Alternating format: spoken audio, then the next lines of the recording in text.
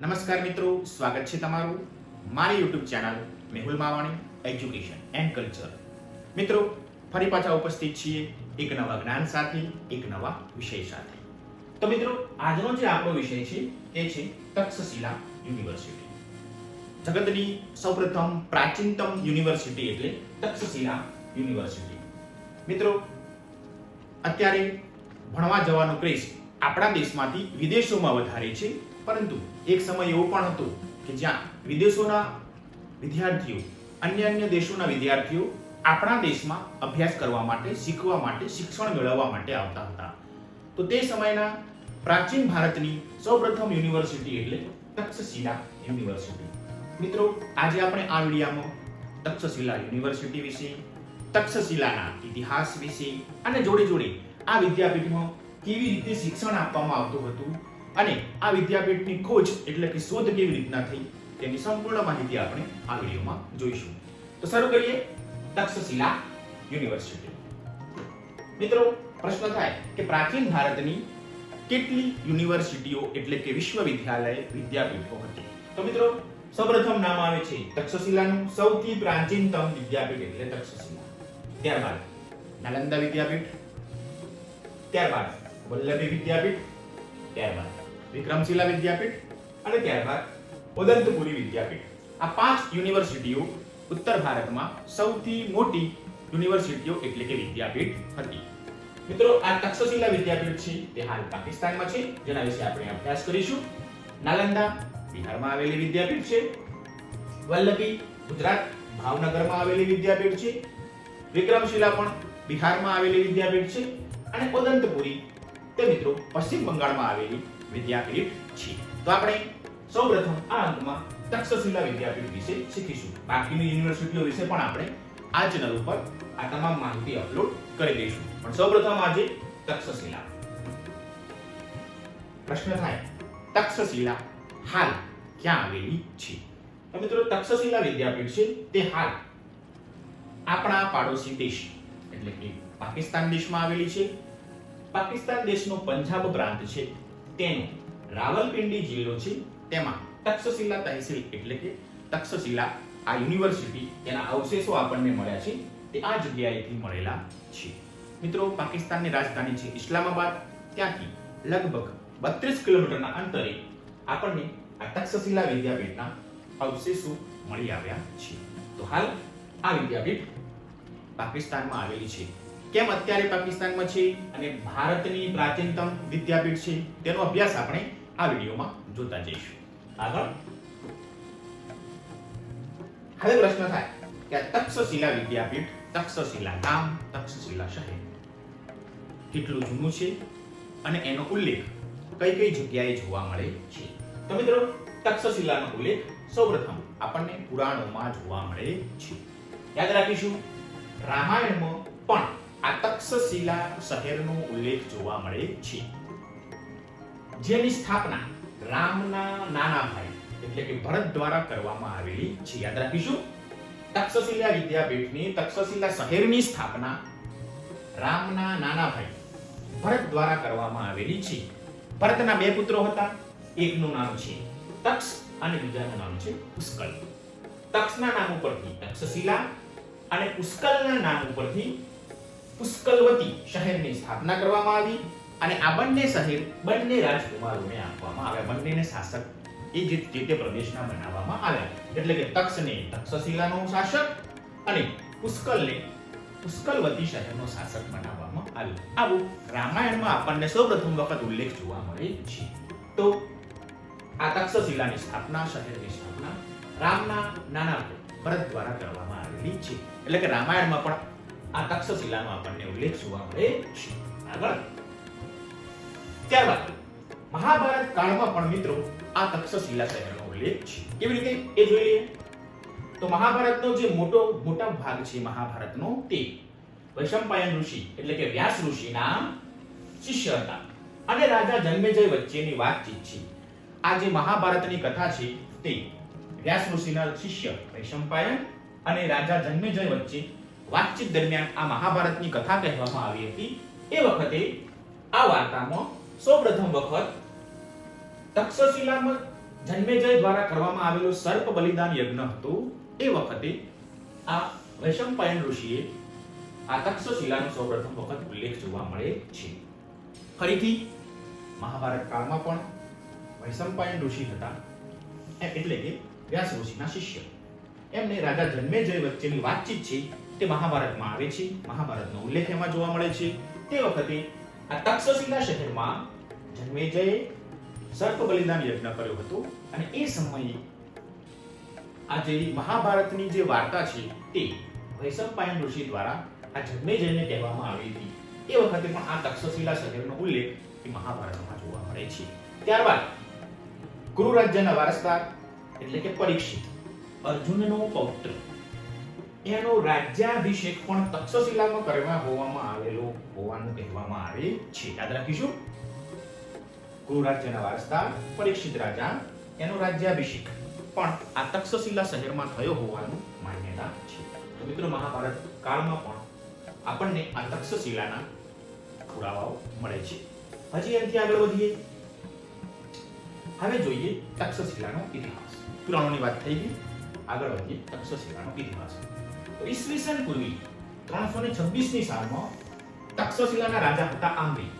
તક્ષશિલાના રાજા હતા આંબી અને આ આંબીએ શરણાગતિ સ્વીકારતા યુદ્ધ વિના જ એલેક્ઝાન્ડર ધ ગ્રેટ નામનો જે રાજા છે, જેને આપણે ઘણી બધી વખત ઇતિહાસમાં વાંચેલું છે, આ એલેક્ઝાન્ડરે આ તક્ષશિલા ઉપર વિજય મેળવી લીધો. આંબીએ શરણાગતિ સ્વીકારી અને એલેક્ઝાન્ડરે આ તક્ષશિલા ઉપર એટલે કે ગાંધાર પ્રદેશ ઉપર કબજો મેળવી લીધો. એલેક્ઝાન્ડરે પૂરી દુનિયાને જીતવાનું એક એનું સપનું હતું. એ સપનું પૂરું કરવા માટે જ્યારે તે ભારત દેશ ઉપર આક્રમણ કરે છે ત્યારે સૌપ્રથમ ગાંધાર શહેર, ગાંધાર વિસ્તારમાં એ વખતે તક્ષશિલા તેની રાજધાની હતી અને તેનો રાજા હતો આંબી. આંબીએ શરણાગતિ સ્વીકારી તો યુદ્ધ વિના જ આ ગાંધાર પ્રદેશ તક્ષશિલા એલેક્ઝાન્ડર ધ ગ્રેટના હાથમાં આવી ગઈ. ત્યારબાદ ઈસવીસન પૂર્વે 321 ની સાલમાં એલેક્ઝાન્ડર ધ ગ્રેટનું મૃત્યુ થાય છે અને આ પ્રદેશ તેના સેનાપતિ સેલ્યુકસ નિકેટર અને તેના અનુગામી જે રાજા છે સેલ્યુસિડ સામ્રાજ્યના, તેની સ્થાપકને આ પ્રદેશ સોંપવામાં આવે છે. એટલે કે એલેક્ઝાન્ડર પછી આ જે વિસ્તાર છે તે સેલ્યુકસ નિકેટરના શાસન હેઠળ આવી જાય છે. હવે ત્યાંથી આગળ વધીએ મિત્રો. ત્યારબાદ આ વિસ્તાર મૌર્ય સામ્રાજ્ય દ્વારા કબજે કરવામાં આવે છે અને ચંદ્રગુપ્ત મૌર્યના નિયંત્રણ હેઠળ આ પ્રાંતની રાજધાની અને શિક્ષણનું કેન્દ્ર આ તક્ષશિલા બની છે. તો મૌર્ય સામ્રાજ્ય વખતે ચંદ્રગુપ્ત મૌર્યના સમયમાં આ ગાંધાર પ્રાંતની રાજધાની પણ હતું અને શિક્ષણનું કેન્દ્ર બનવા લાગી. ત્યારબાદ ચંદ્રગુપ્ત મૌર્ય પછી તેના પૌત્ર એટલે કે દીકરાનો દીકરો, જેને આપણે અશોક ધ ગ્રેટ, અશોક મહાન રાજા તરીકે ઓળખીએ છીએ, તે અશોકના શાસનકાળ હેઠળ આવતા આ શહેર બૌદ્ધ શિક્ષણનું એક મહાન કેન્દ્ર બન્યું હતું. તો મિત્રો આ રીતે ધીરે ધીરે તક્ષશિલા જે શહેર હતું તે ધીમે ધીમે શિક્ષણના કેન્દ્ર તરીકે પરિવર્તિત થતું ગયું અને વ્યાપારના કેન્દ્ર તરીકે પણ ધીમે ધીમે તેનો વિકાસ થતો ગયો. આગળ વધીએ. મૌર્ય કાળ પછી આપણે આગળ વધીએ તો ઈસવીસન પૂર્વે 2જી સદીમાં આ જે તક્ષશિલા શહેર છે તે ઇન્ડો ગ્રીક રાજ્ય છે. એ રાજ્યનું નામ છે બેક્ટ્રિયા. બેક્ટ્રિયા દ્વારા આ રાજ્યને કબજો કરવામાં આવે છે. એટલે કે ઇન્ડો ગ્રીક રાજ્ય બેક્ટ્રિયાના શાસન હેઠળ આ તક્ષશિલા આવી જાય છે. ત્યારબાદ ઈસવીસન પૂર્વે 90 ની સાલની આસપાસ ઇન્ડો સિથિયનના વડા મૌસે છેલ્લા ગ્રીક રાજાને ઉઠલાવી દીધો હતો. પરિણામે ઈસવીસન પૂર્વે 20 ની સાલમાં આસપાસ ઇન્ડો પર્શિયન રાજ્યના સ્થાપક ગોડોફેસરે તક્ષશિલા ઉપર વિજય મેળવ્યો હતો. મિત્રો અહીં ઘણી વખત ખ્રિસ્તી લોકો પણ ભારત દેશમાં આ તક્ષશિલા નજીક સુધી પહોંચ્યા હતા, તેનો ઉલ્લેખ પણ આપણને જોવા મળે છે. તો મિત્રો આ રીતે તક્ષશિલા શહેર અલગ અલગ શાસન સમયે અલગ અલગ શાસકોના શાસન હેઠળ આવ્યું હતું. આગળ વધીએ હવે ત્યાંથી મિત્રો. ત્યારબાદ કુષાણ સામ્રાજ્યના સ્થાપક ઉજુલા કડફિસેસ દ્વારા પર્શિયનો પાસેથી આ શહેરનો કબજો મેળવી લીધો અને આ શહેર કુષાણ શાસન હેઠળ આવી ગયું. મહાન કુષાણ શાસક જેનું નામ છે કનિષ્ક પાછળથી તક્ષશિલા ખાતે સૌથી તાજેતરનું જે પ્રાચીન વસાહત આપણને મળી છે તેનું નામ છે સિરસુખ. એની સ્થાપના કરે છે. તો મિત્રો આ રીતે ધીરે ધીરે વિદેશી આક્રમણકારો પાસેથી કુષાણ સામ્રાજ્ય સુધી આપણું આ તક્ષશિલા શહેર એમના શાસન હેઠળ આવ્યું. કનિષ્ક રાજા સુધી આપણે પહોંચ્યા. ત્યાંથી આગળ કનિષ્ક પછી ચોથી સદીના મધ્ય ભાગમાં ગુપ્ત સામ્રાજ્યએ પૂર્વીય ગાંધાર પ્રદેશો ઉપર આ કબજો કર્યો અને તક્ષશિલામાં કુમારમાત્યનું પદ સ્થાપ્યું. આ શહેર એ વખતે એટલે કે ગુપ્ત સામ્રાજ્ય વખતે રેશમ, ચંદન, ઘોડા, કપાસ, ચાંદીના વાસણો, મોતી અને મસાલા સહિતના તેના વેપાર માટે જાણીતું બન્યું. સંસ્કૃતિના કેન્દ્ર તેમજ લશ્કરીકૃત સરહદી શહેર તરીકે તે પ્રસિદ્ધ બનતું ગયું. તો મિત્રો ગુપ્ત સામ્રાજ્ય વખતે પણ આ શહેર વેપારનું કેન્દ્ર હતું અને લશ્કરના કેન્દ્ર તરીકે પણ આ શહેરની સ્થાપના કરવામાં આવી હતી. ત્યાંથી આગળ ઈસવીસન પૂર્વે 400 ની સાલની આસપાસ આપણા દેશ ઉપર મુલાકાત લે છે ચીની યાત્રાળુ ફાહિયાન. આ ફાહિયાને પણ જ્યારે ભારત દેશ આવ્યો ત્યારે તક્ષશિલા એક યુનિવર્સિટી અસ્તિત્વમાં હતી તેવું તેને નોંધ્યું છે. તેમણે લખ્યું છે કે તક્ષશિલાનું નામ એ વખતે એમણે કાપેલું માથું તરીકે ભાષાંતર કરેલું હતું. તક્ષ એટલે પથ્થર, તક્ષ એટલે કાપેલું અને શિલા એટલે પથ્થર. તો કાપેલા માથા તરીકે તેનું ભાષાંતર કર્યું હતું. કેમ? તો તે વખતે બૌદ્ધના જીવનની એક કથા પ્રચલિત હતી કે બૌદ્ધના જીવનની એક વાર્તા પ્રસિદ્ધ છે કે જ્યાં તેમણે પોતાનું માથું એક માણસને આપી દીધું હતું. તેવી વાર્તા બૌદ્ધ કથાઓમાં આવે છે અને તેના આધારે તે સ્થળ તક્ષશિલાની નજીક આવેલું હતું. એટલા માટે તક્ષશિલાને આ ચીની યાત્રાળુ ફાહિયાને કાપેલા માથા તરીકે સંબોધન કરેલું છે તેના પુસ્તકમાં. તો મિત્રો ફાહિયાન જ્યારે ભારત દેશ આવ્યો ત્યારે પણ તક્ષશિલા વેપારનું કેન્દ્ર, લશ્કરી કેન્દ્ર અને શિક્ષણના કેન્દ્ર તરીકે પ્રસિદ્ધ હતું ચોથી સદીના અંત સુધીમાં. આગળ મિત્રો ત્યારબાદ ઈસવીસન 450 ની સાલમાં સ્કંદગુપ્ત વખતે હુણોનું ભારત દેશ ઉપર આક્રમણ થાય છે. આક્રમણકારીઓને ભગાડવામાં સ્કંદગુપ્ત સફળ રહે છે, પરંતુ તક્ષશિલા શહેર પાછું મેળવી શકાતું નથી. એટલે કે ગુપ્તોના હાથમાંથી 450 ની સાલમાં એટલે કે 5મી સદીના મધ્ય ભાગમાં તક્ષશિલા શહેર ગુપ્ત સામ્રાજ્યના શાસન હેઠળથી નીકળી જાય છે. ત્યારબાદ ઈસવીસન 470 ની આસપાસ હુણોએ ગાંધાર અને પંજાબ પ્રાંત ઉપર કબજો જમાવી દીધો, જેના કારણે તક્ષશિલા ની જે પ્રખ્યાત બૌદ્ધ મઠો હતા, સ્તૂપો હતા, તેનો વ્યાપક વિનાશ થયો અને આ વિનાશના કારણે આ શહેર પછી ક્યારેય ગુપ્ત સામ્રાજ્ય હેઠળ એટલે કે ભારત દેશના સામ્રાજ્યમાં ક્યારેય મેળવી શકાયું નહીં. તો અંતે 470 ની સાલની આસપાસ આ ગુપ્ત સામ્રાજ્યનો સમય દરમિયાન આ તક્ષશિલા શહેરનો નાશ થાય છે હુણોના આક્રમણના કારણે. મિત્રો ત્યારબાદ અરબો ભારત દેશ ઉપર આક્રમણ કરે છે. સરહદી વિસ્તાર હતો ગાંધાર, આપણા દેશનો ગાંધાર પ્રાંત છે તે સરહદી વિસ્તાર તરીકે લાગુ પડે છે. તક્ષશિલા શહેર પણ સરહદી વિસ્તારમાં આવેલું હોવાથી ઘણા આક્રમણકારીઓએ ભારત દેશ ઉપર આક્રમણ કર્યું. પરિણામે આ તક્ષશિલા શહેરને વિનાશ થયો. છેલ્લે આરબોના શાસન સુધી પણ આ શહેરનો નાશ, નુકસાન થતું રહેલું છે. આગળ વધી આવે મિત્રો. ત્યારબાદ મિત્રો ઈસવીસન 629 થી લઈ 645 સુધી ભારત દેશના પ્રવાસે આવેલ ચીનનો પ્રખ્યાત પ્રવાસી એટલે કે યુઆન સાંગ 630 ની સાલમાં તક્ષશિલા શહેરની મુલાકાત લે છે અને એ વખતે પણ એમને પોતાના પુસ્તક સિયુકીમાં નોંધ્યું છે કે આ શહેર ઉજ્જડ અને અડધું ખંડેર હતું. ત્યાં ફક્ત કેટલાક બૌદ્ધ સાધુઓ જ રહેતા હતા એવો તેને પોતાના પુસ્તકમાં ઉલ્લેખ કરેલો છે.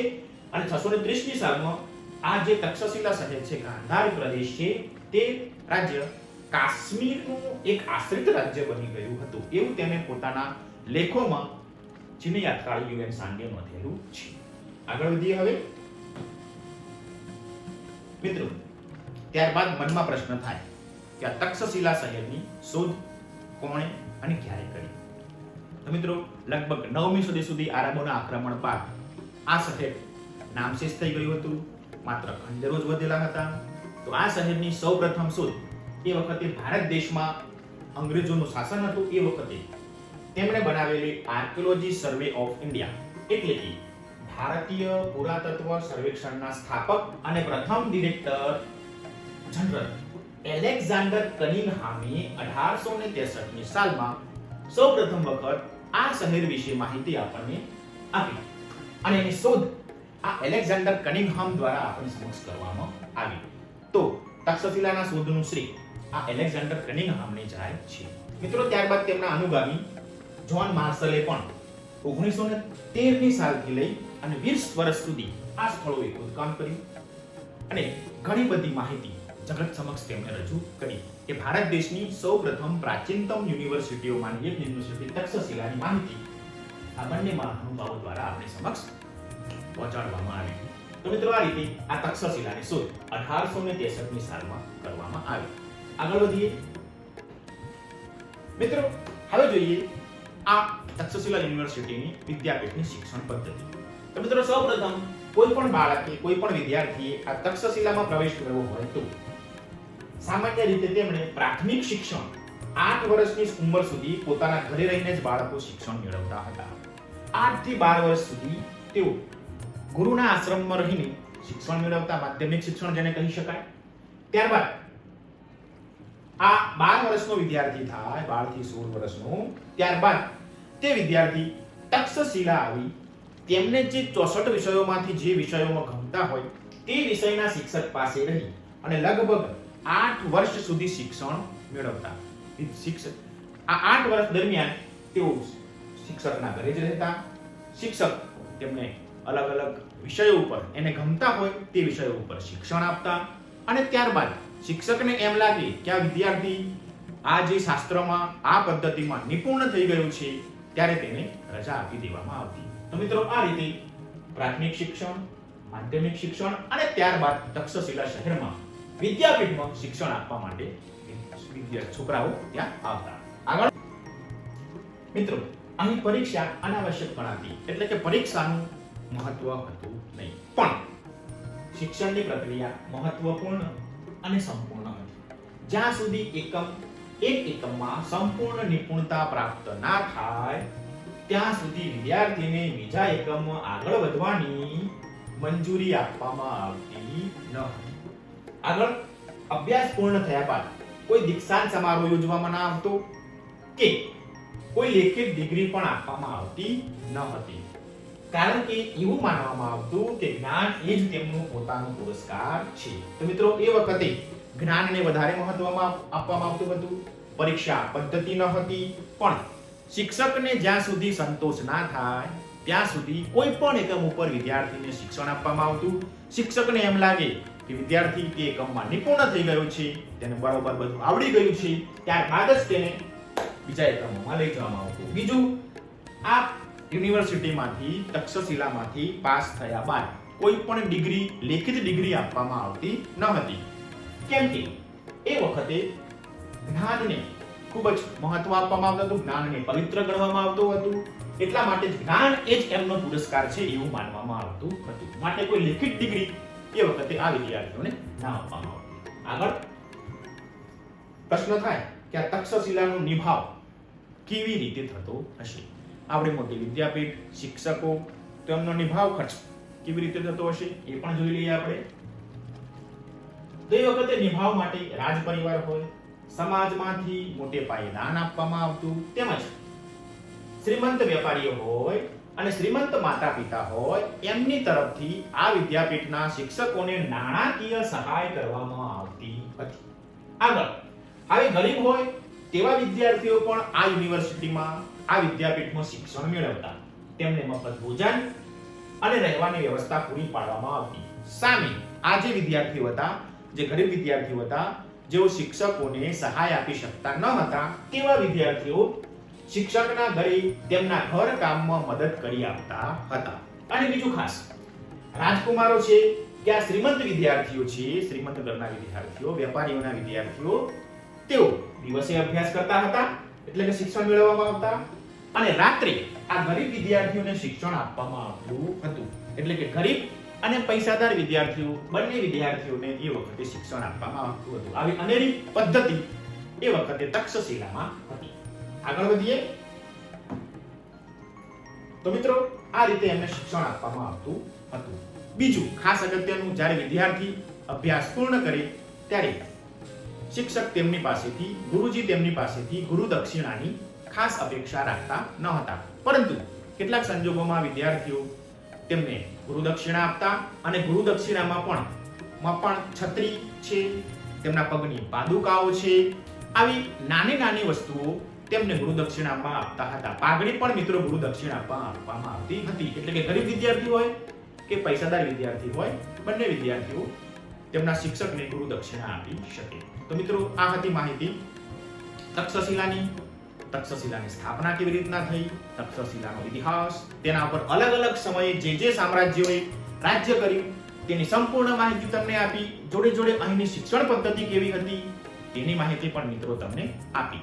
અને છેલ્લે 1990ની સાલમાં યુનેસ્કો દ્વારા આ તક્ષશિલા યુનિવર્સિટીને, તક્ષશિલા વિદ્યાલયની જે સાઇટ છે તેને વર્લ્ડ હેરિટેજ સાઇટ એટલે કે વિશ્વ ધરોહરમાં સમાવવામાં આવેલી છે. તો મિત્રો આ રીતે આપણે આ તક્ષશિલા વિશે સુંદર માહિતી તમારી સમક્ષ પહોંચાડી. આશા રાખું છું કે તમને આ માહિતી ગમી હશે.